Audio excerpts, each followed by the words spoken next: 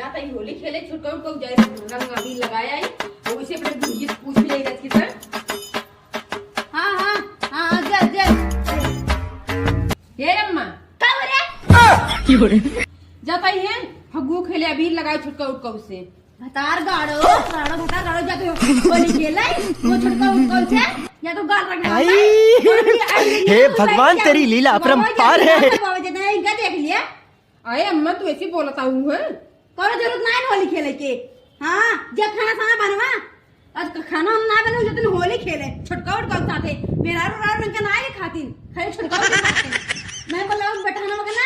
मत खा लीजिए क्या ले अरे छुटका उटका में देवल लागत है तो खेली ने जब भाग देवर लागत है जब कुछ लागत होई मना ही है समझे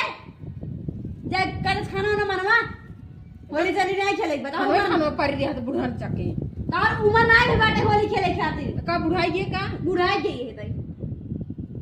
अबे बिटिहनी यही देखत ना ये हुए मोटेर का तरह यार गिर करके भाग के जो तक नहीं आ जाता है